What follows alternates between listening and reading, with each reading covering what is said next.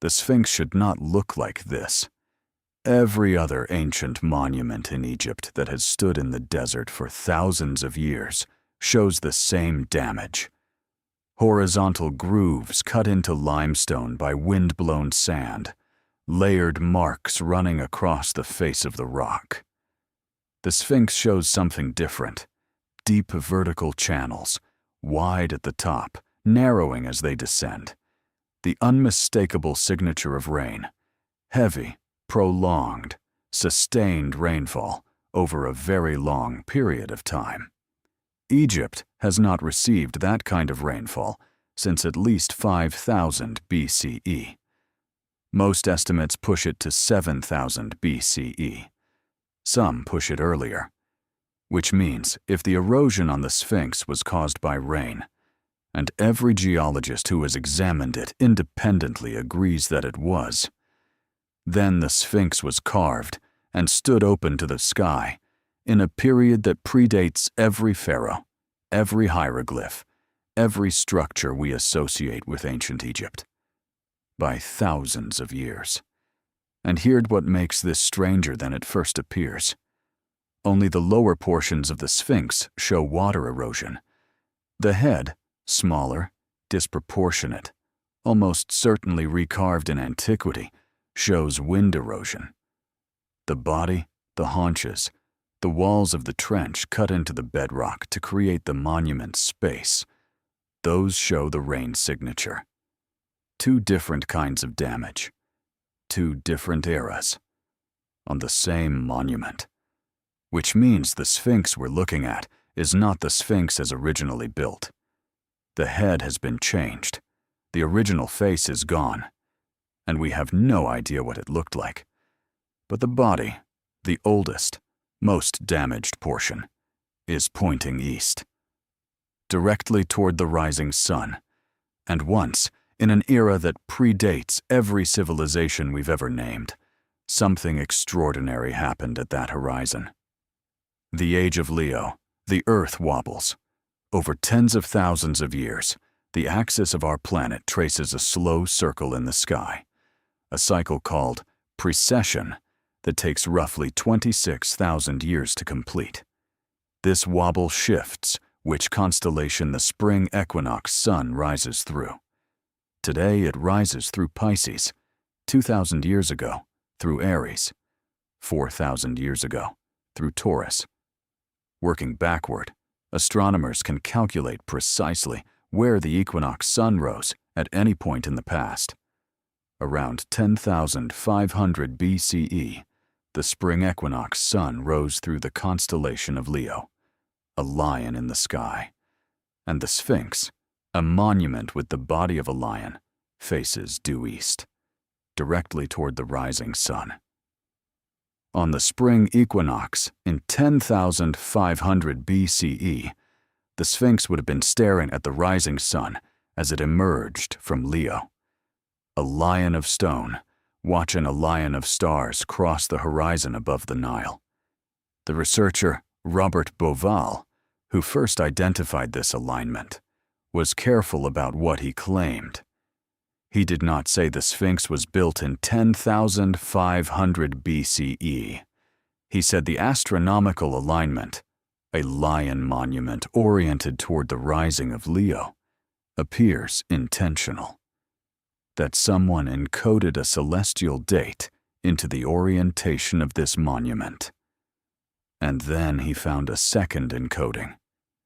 The 3 Giza pyramids, including the curious offset of the smallest from the axis of the other 2, mirror the arrangement of the 3 stars in Orion's belt as they appeared around 10,500 BCE. The relative sizes match. The precise offset matches. The orientation relative to the Milky Way matches the Nile. 2 different monuments, 2 different encodings, both pointing to the same date, 10,500 BCE, 12,500 years ago. Now here is the question that the mainstream has never satisfactorily answered. If the Sphinx was built by Khafre around 2500 BCE, if the official story is correct, why does the astronomical alignment point to a date 8,000 years earlier? Either the builders were commemorating an era they considered significant, or the monument is far older than anyone wants to admit, and the geology says older. The evidence beneath the surface. The geologist Robert Schoch didn't just look at the walls of the Sphinx enclosure. He did something archaeologists rarely attempt at famous ancient sites. He sent seismic waves into the bedrock. The result: the subsurface weathering beneath the Sphinx body is substantially deeper than the subsurface weathering beneath the Khafre Valley Temple nearby, a structure with a known construction date of around 2500 BCE. If both structures had been sitting in the same desert environment for the same amount of time, their underground profiles should look similar. They don't. The Sphinx's underground weathering is deeper, which means, by any reasonable geological interpretation, it has been there longer, much longer. But that's not what kept Schoch up at night. While the seismic equipment was running, it found something else. Cavities, rectangular spaces in the bedrock beneath the Sphinx body. Geometrically regular. Not the random shapes you get from natural dissolution of limestone in water tables. Regular. Intentional looking. Rooms, or something very much like them. Schoch published the finding. The Egyptian government acknowledged the anomalies existed, and then declined to permit excavation. The official position: natural limestone solution features. Nothing interesting. That explanation has never been independently tested, because no one has been allowed inside. There are spaces in the bedrock beneath the most famous monument on Earth that no living person has entered. We don't know what's in them, and we are not being allowed to find out.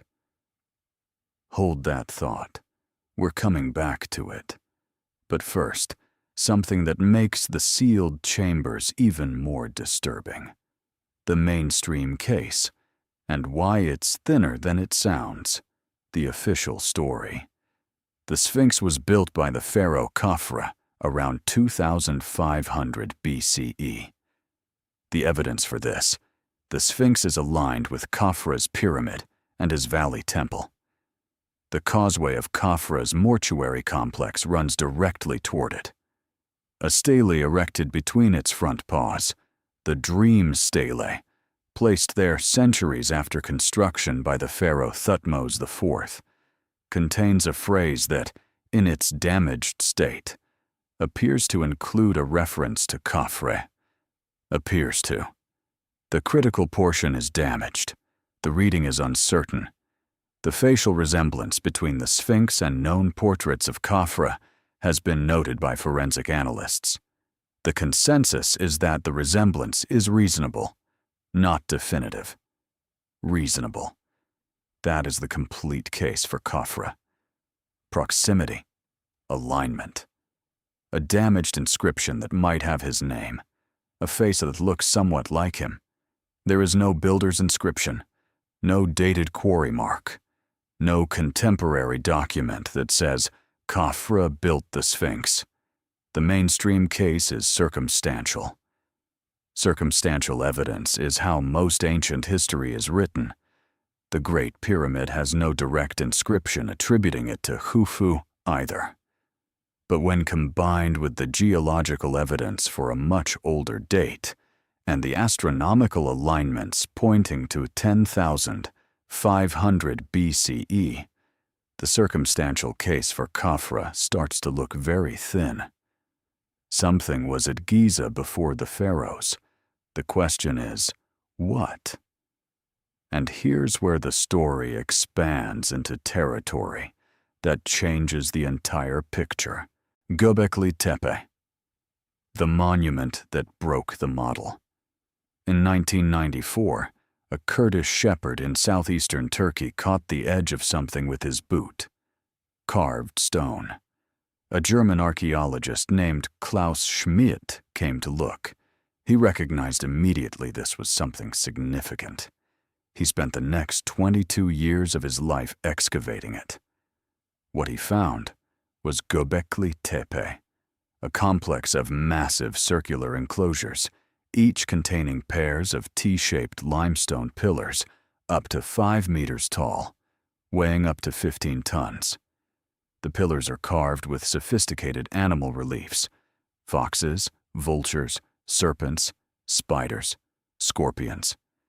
Some have human-like arms carved along their lower sections. This was not primitive carving. It was organized, skilled, deliberately planned. The date: approximately 9,600 BCE, 11,600 years ago. Here is why this matters. The conventional model of human prehistory says complex, monumental architecture requires agriculture.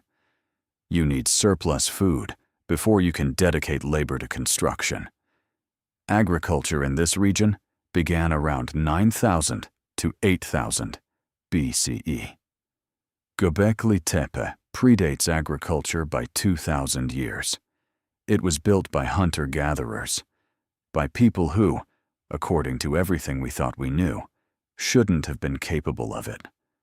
But here's the detail that makes Göbekli Tepe stranger than just an early monument. The oldest enclosures, the deepest, most ancient layers, contain the largest, most precisely carved, most sophisticated pillars. The later layers are simpler, smaller, less refined. The tradition runs backward. The oldest work is the best work. That is not what an emerging civilization looks like. When a culture is learning to build, the early work is rough and the later work is refined. At Göbekli Tepe, the trajectory runs the wrong direction, which means the builders of the oldest enclosures already knew what they were doing. They inherited a tradition. They didn't invent it. And then, around 8,000 BCE, while Göbekli Tepe was still in use, someone deliberately buried it. Not abandoned, buried. Systematically filled the enclosures with rubble, soil, worked stone, covered the pillars, sealed the entire complex underground, and walked away. The site sat hidden beneath a hill for 9,000 years, until a shepherd's boot found it in 1994. Why would you bury your greatest achievement? What were you hiding it from? Or, more disturbingly, what were you hiding it for? The catastrophe. The burial of Göbekli Tepe happened around 8,000 BCE, but something even more dramatic had occurred a few thousand years earlier. Around 12,800 years ago, the world was warming. The last great ice age was ending, glaciers retreating, seas rising, human populations expanding. And then, without warning, the warming reversed. Within decades, possibly within years, temperatures in the North Atlantic dropped by as much as 10 degrees Celsius. Glaciers re-advanced. Forests died. The world was thrown back into near-glacial conditions for roughly 1,200 years. This event is called the Younger Dryas. Its existence is not debated. The evidence is in ice cores, lake sediments, and ocean floor sediments on multiple continents. What caused it is debated. The leading alternative hypothesis, a comet, or swarm of cometary fragments, exploded in the atmosphere above North America approximately 12,800 years ago. Fire from the sky. Massive wildfires. Ice sheets destabilized. Catastrophic floods into the North Atlantic, disrupting the ocean circulation that regulates global temperature.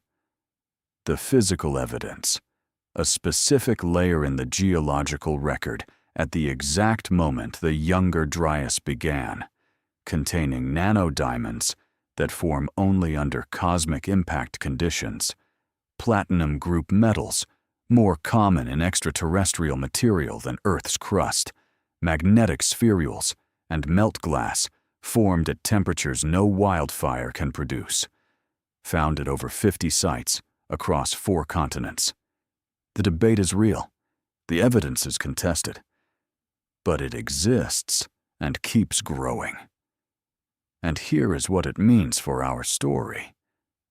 If any sophisticated coastal civilization existed 12,800 years ago, and the best human populations throughout prehistory have preferred coastal environments for their resources and temperate climates, then the sequence of events was fire first, then catastrophic climate collapse for 1,200 years.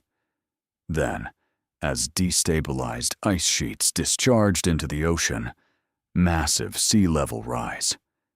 Sea levels at the end of the Ice Age were roughly 120 meters lower than today. 120 meters. The coastlines where ancient people lived are now underwater.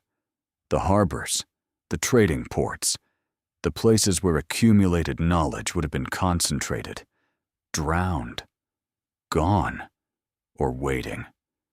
And Göbekli Tepe, built at the end of the Younger Dryas, by people whose oldest work is their most sophisticated, who then deliberately buried everything they had made, fits into this picture in a way that is difficult to set aside, not just as a building, as a survival strategy, as if someone understood that the world they knew was ending, and carved what they needed to remember into stone, and then buried it so it would last.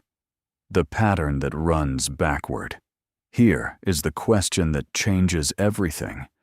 At Göbekli Tepe, the oldest work is the most sophisticated. At Giza, the oldest pyramid, Khufu's, is the largest, the most precise, the most mathematically sophisticated. The pyramids that came after, built by rulers who had Khufu's pyramid right in front of them, with the same workforce and the same quarries. Those pyramids are less precise. Some collapsed during construction. The trajectory runs backward. In Mesopotamia, the oldest known cities appear already sophisticated, not as rough early steps of an evolving system, but as something that looks inherited rather than invented from scratch. At Göbekli Tepe, the oldest phases contain the largest and most carefully carved pillars. The later phases are simpler. Everywhere we look in the ancient world, the oldest work is the best work. That is not how emerging civilizations behave. That is how declining traditions behave. What if the great monuments of the ancient world are not the origins of sophisticated human knowledge? What if they are the echoes of it? Echoes of something that peaked before the catastrophe, before the waters rose, before the world that produced it was drowned and burned and frozen. And what was preserved came down to the cultures we call ancient, the pharaohs, the Sumerians, not as an origin, but as an inheritance they barely understood. Atlantis and the date that keeps appearing. Plato, writing in the 4th century BCE, described a story that Egyptian priests had told the Athenian statesman Solon. A great maritime civilization, they said, had existed beyond the Pillars of Hercules. It was destroyed approximately 9,000 years before Solon's time. 9,000 years before Solon places the destruction at approximately 9,600 BCE. The Younger Dryas ended approximately 11,700 years ago, 9,700 BCE. Göbekli Tepe was built beginning around 9600 BCE. The same date, 3 different sources. No documented contact between them. The priests didn't frame Atlantis as myth. They said it was history, preserved in their records for 9,000 years before Solon arrived. They told him the Greeks were children, that Egypt alone had kept the memory of what came before the catastrophe. Most historians believe Plato invented or embellished the story. That position may be correct. But the date he gives corresponds almost exactly to the actual geological date of the most catastrophic sequence of events in post-Ice Age human history. Dates in the ancient world were not inserted randomly. They were inherited from something. And the flood myths of every major ancient culture, Mesopotamia, India, China, the Americas, the Pacific Islands, describe the same destruction. Fire from the sky, then a great flood, then survivors who rebuild. The structural similarities are striking across cultures with no documented contact. Maybe that's psychological universal, a human response to the trauma of flooding, independently invented. Or maybe it's memory of something real. The sealed chambers. So we come back to the Sphinx and to the spaces in the bedrock beneath it. Rectangular cavities, geometrically regular, detected by seismic survey, acknowledged by Egyptian authorities, and then declared natural, without allowing anyone to actually look inside. There are spaces in the rock beneath the Sphinx that no living person has entered. Egyptian authorities say they're natural limestone solution features. That is geologically possible. But here is the simple, undeniable fact. That explanation has never been independently verified, because access has not been granted. I am not suggesting a conscious conspiracy. Institutional conservatism, bureaucratic caution, concerns about preservation of a UNESCO World Heritage Site. These are real and reasonable explanations, but the result is the same. The most important question in this investigation is sitting underneath a monument in Egypt, and it is sealed. If the spaces are empty, open them and show us. The fact that no one has is not an answer. It is the loudest question of all. What would actually prove it?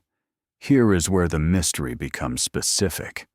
If a sophisticated civilization existed before the Younger Dryas, even a modest one, a network of maritime knowledge holders rather than a city-building empire, its physical traces would almost certainly be on the now submerged continental shelves.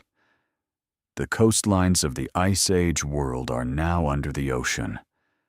Doggerland, in the North Sea between Britain and Denmark, a territory roughly the size of Britain, was dry land until about 6,500 BCE. North Sea fishing trawlers have been pulling up ancient tools, mammoth bones, and carved antler points from the seafloor for decades. We have barely surveyed the submerged continental shelves archaeologically. We have better maps of the surface of Mars than of our own ocean floor. The technology to look is now available.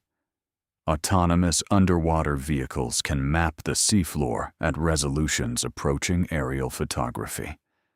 They can identify topographic anomalies, mounds, linear features, regular shapes that don't fit the surrounding geology. This work is beginning. A small number of researchers are conducting targeted surveys of the most promising underwater sites. The results so far have been ambiguous, enough to continue looking, not enough to confirm anything. And at Giza, the question of the sealed chambers beneath the Sphinx remains open. Ground-penetrating radar has confirmed subsurface structures in the plateau, beyond what has been excavated. The seismic surveys that identified the cavities under the Sphinx have never been followed up with direct investigation. The approval process for independent research at Giza is slow and selective. Some teams wait years. We might be one excavation away from changing everything. Or we might not. We can't know until someone is allowed to look. The Sphinx still watches. There is no resolution tonight. The geological evidence suggests the Sphinx is older than the pharaohs. The astronomical alignments point to 10,500 BCE. The chambers beneath it are sealed. The submerged coastlines where evidence might be found have not been searched. Göbekli Tepe was buried for 9,000 years, and a shepherd found it with his boot. What else is out there, waiting for the right foot to disturb the right stone? The Sphinx faces east. Every morning the sun rises in front of it. On an ordinary morning 12,500 years ago, the sun rose through the stars of Leo, a lion of stars, rising over the horizon, and a lion of stone watching it come. Whether that was an accident or a message, whether the hands that carved it knew exactly what they were doing, or stumbled onto significance they didn't fully understand, we cannot say. What we can say is this. The rock says, before the pharaohs, long before, something was here, and the sealed chambers beneath it have not been opened, and the stars, which have watched all of it, keep their own counsel. Still,